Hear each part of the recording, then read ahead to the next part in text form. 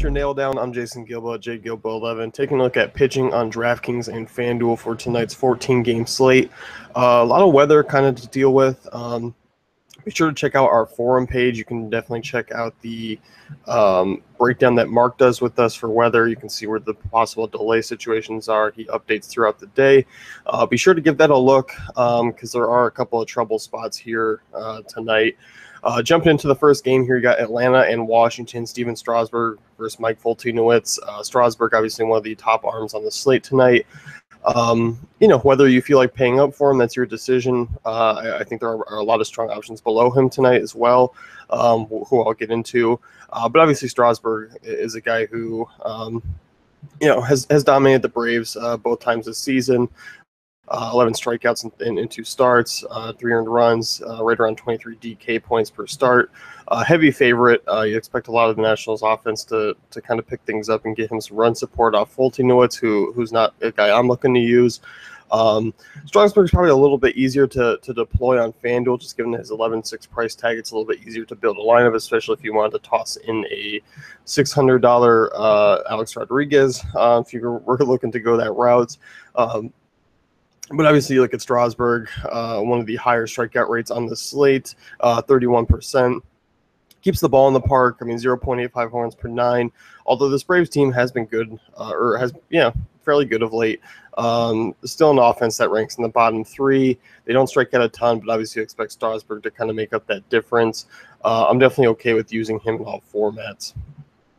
Rockies and Phillies next here. John Gray versus Jake Thompson. John Gray, I'm a big fan of tonight.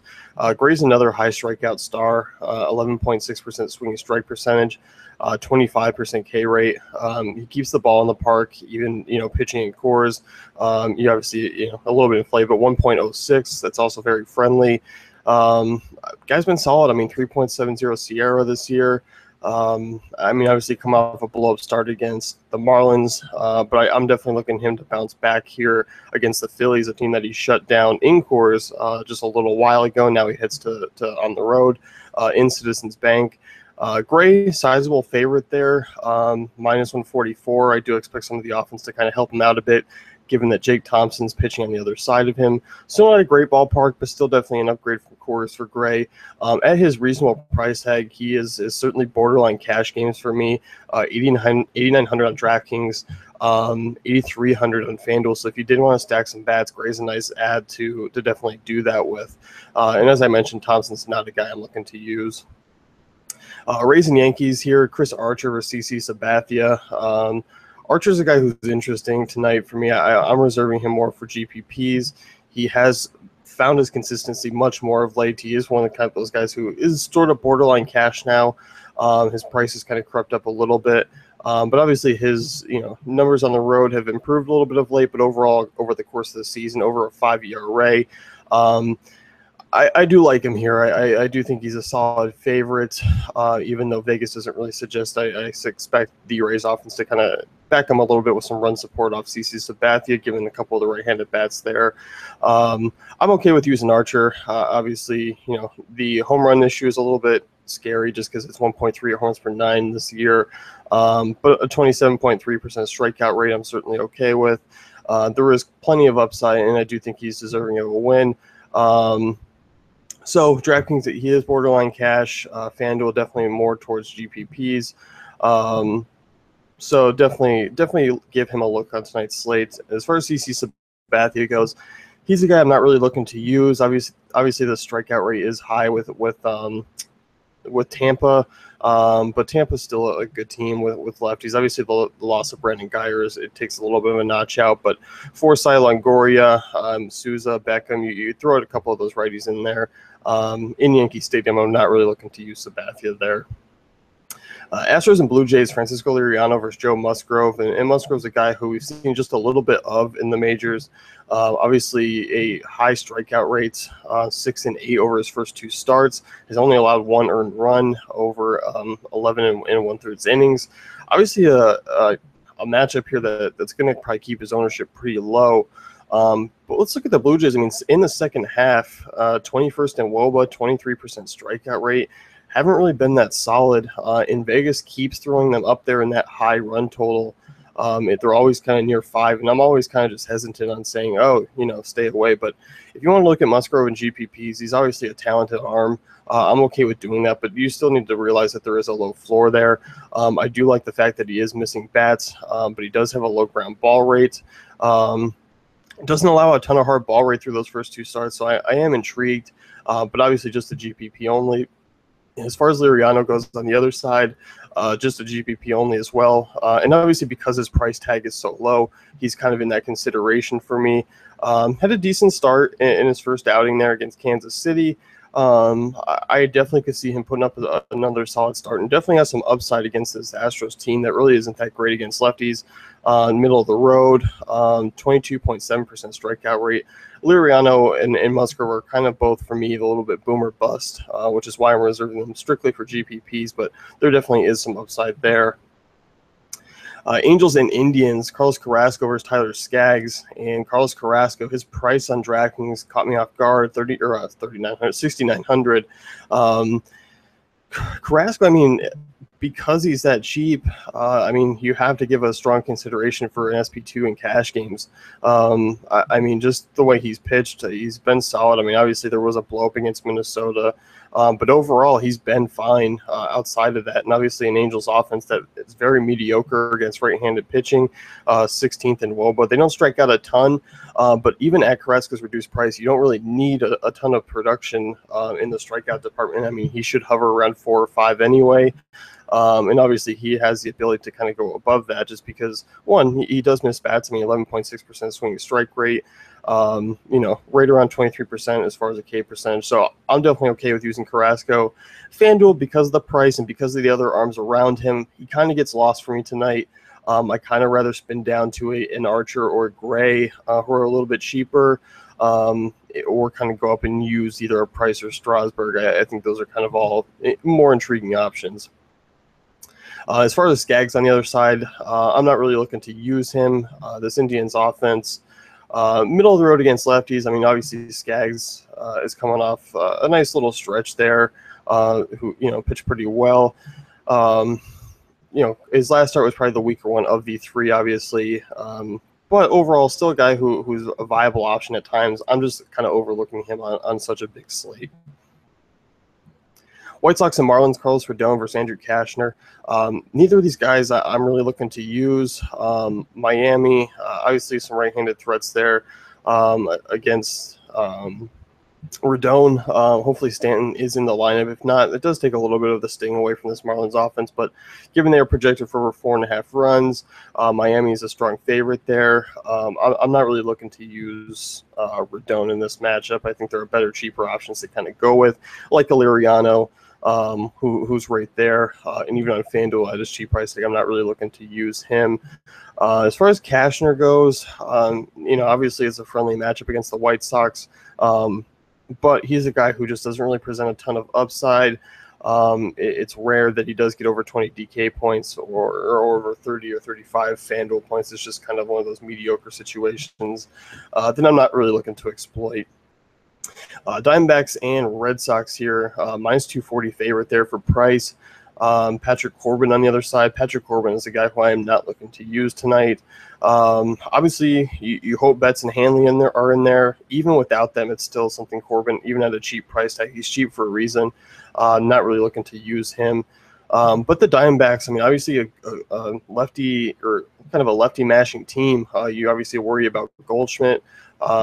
You worry about, even Gene Segura, who's more of a right-handed hitter than anything. Ricky Weeks, I mean, if Tomas is in the lineup, Castillo, those are all guys to worry about for price. This Diamondbacks offense really hasn't been that solid. They're banged up, 23% strikeout rate in the second half, bottom 10 in WOBA. I'm okay with using Price here. He's a guy who I expect to kind of get through this lineup. I mean, maybe a couple earned, but obviously there is some strikeout upside for him. He's a guy who has missed plenty of bats this year. 12% swinging strike rate, 24% K percentage. So I'm definitely okay with using Price. Solid option. Not, if you don't quite want to pay up for Strasburg, I'm okay with going with Price. And the same thing kind of goes with FanDuel, where he is, 1,400 difference. So I'm certainly okay with him. And as I mentioned, Corbin, not really an option. Padres and Mets here, Paul Clemens versus Logan Verrett. these guys, both cheap arms. I mean, obviously, anyone targeting the Padres is certainly going to be intriguing. If you wanted to roll the dice on Frey and cash games, or not cash games, GPPs, strictly GPPs, you can go ahead and do so. Obviously, he does have about a 15 to 17 kind of point, potential there. It's not going to get you anything crazy. It is going to put a little stress on your bats.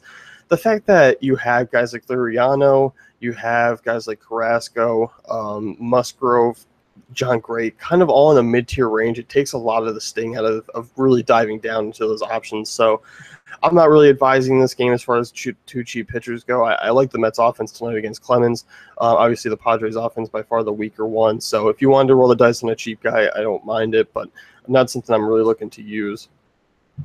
Tigers and Rangers next year. Darvish versus Anibal Sanchez. Anibal Sanchez is a guy who obviously has had a couple of up and down games of late. Really tough lineup to get through for him here. I'm not expecting anything really to stand out. I think you can kind of fade. Obviously, back-to-back games with just one and run. But overall, in Texas, against this offense, he's been bad on the road, over a 70 ERA. I'm just staying away. As far as Darvish goes, there is some strikeout upside with him, obviously, but obviously a tough offense to get through. Tigers ranked 7th in WOBA against right-handed pitching. Darvish is always a guy who I'm looking to use in GPPs. But for me, he's more of a play on FanDuel, where he is a little bit cheaper. 9,700 is a little bit more reasonable than the 11.2 price tag on DraftKings. He just kind of gets lost in the midst of a lot of arms that I like there. But certainly you can take a look at him for that strikeout upside. He's been fine this year in that department. I mean, missing plenty of bats, 13.2% swing strike rate, 34% strikeout rate. Certainly okay with him there. Royals and Twins next, Yordano Ventura, Kyle Gibson. Both these arms are useless to me on tonight's slate. They're kind of easy fades. Brewers and Reds. Next one here, Homer Bailey versus Jimmy Nelson. This game, I mean, obviously features kind of two boomer bust type offenses. Homer Bailey's a guy who, really hasn't looked great throughout the last few years. Had a strong start against San Diego, faltered against Pittsburgh. The Milwaukee offense is rolling right now. I mean, top 5 in WOBA in the second half. The strikeout rate's still high. If Bailey was a little bit cheaper, I'd be okay with it. But at his 8,600 price tag, I'm kind of staying away. And at 7,100, I really do rather just kind of spin up to other options on FanDuel. So it's not really something I'm looking to exploit. And this game's kind of just a fade altogether for pitchers for me.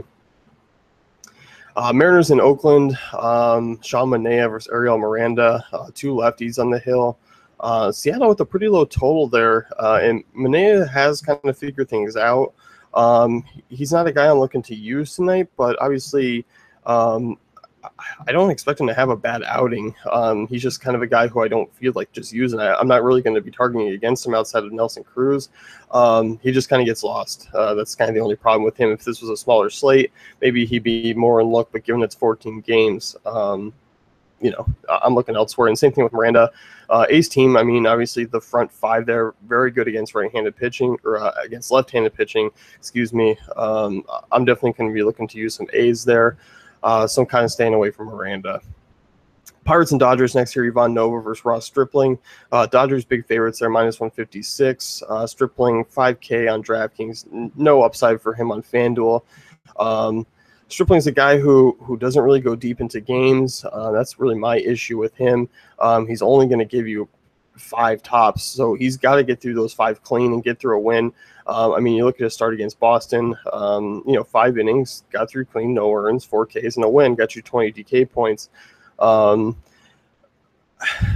just can't see him kind of getting through that again. 75 pitches he threw last time out. No real strikeout upside. I'm just kind of staying away. There isn't really a ton. I think you need a little bit more than that to kind of make some noise in GPPs. As far as Ivan Nova goes, he's a guy I'm strictly fading against this Dodgers offense that has been heating up of late. Top WOBA in baseballs in the second half, next to the Indians. So they are certainly clicking. A lot of lefty bats to worry about for Nova, so it's just kind of an easy stay away situation. Next one here, you got the Giants and Orioles. Matt Cain versus Dylan Bundy, and Bundy's been a guy who's been phenomenal. The strikeout rate has just been through the roof. Really a lot to like with him. I mean, strikeouts 9, 7, 8, 5, 4, 7 over his last few starts. Been above 20 DK points, and his last 4, has picked up the win in 3 of those. Baltimore's offense really hasn't been strong on this road trip, and overall in the second half they haven't been great. So I can't say that run support is really going to be there. I'm not looking to use McCain, obviously, but given the fact that the Orioles offense is tripping up a little bit, the Bundy win isn't necessarily a clear-cut thing. But this Giants offense really hasn't been great either. And, in the second half, 20% strikeout rate, so they're not one of those low strikeout teams where they don't give you a ton of upside. I still am fine with using Bundy and GPPs. He's not the cash game guy that we used to, we've been using the last few starts. But 24% strikeout rate, 11% swinging strike percentage, 1.25 home runs per 9 should be a little bit lowered heading into obviously a great ballpark for pitchers. I'm certainly okay with using him at his price in GPPs. He's a fine option. I don't mind him on DraftKings as an SP2. Borderline cash game play for me just because that price tag is much lower. And Kane, even though I talked about the Baltimore offense not really being strong at this moment in time, I'm not really looking to use Kane in a format. So be sure to check out the weather on our forum page. There definitely is some to kind of be concerned about.